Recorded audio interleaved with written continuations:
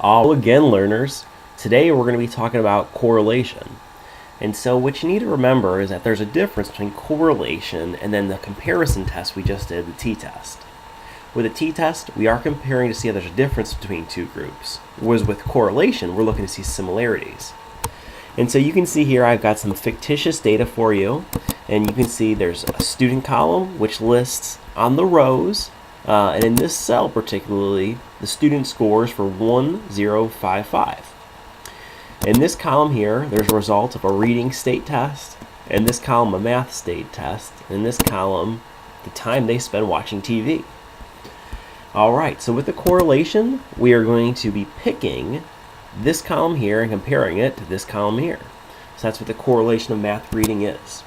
And so as you can remember from all of our other Excel syntax commands, it's going to start with an equal sign. Then we type out our command, and for correlation, just start cor-rel, double click it, and then you can see the arguments here. It says array 1 and array 2.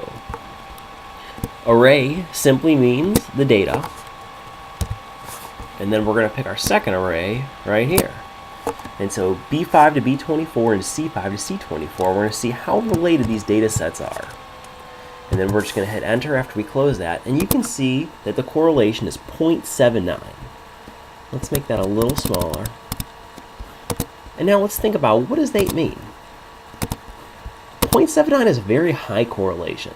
Think of your correlations from 0 to 0.3 as being a smaller correlation, from 0.3 to 0.7 being a moderate correlation, and a 0.7 and up all the way up to 1 is a very high correlation.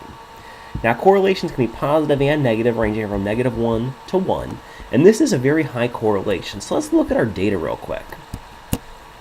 For instance, student 1054 has a score on an 83 on the reading test.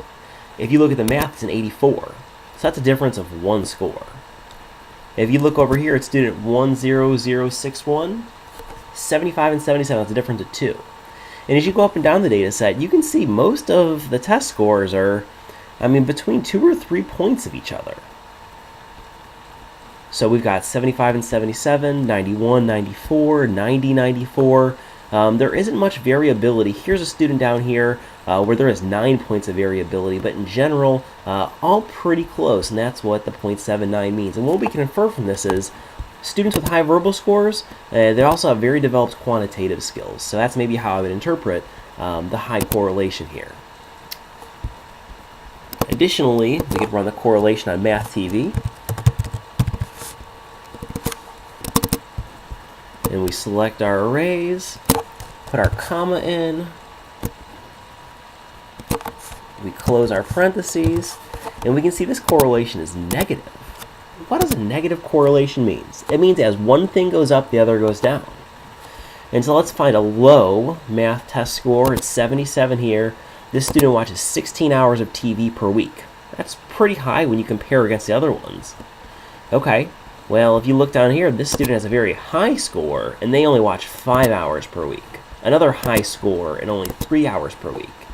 So how we might interpret this, we might just say that students who have higher test scores watch less TV. Alright, that's it for this video. I'll see you next time.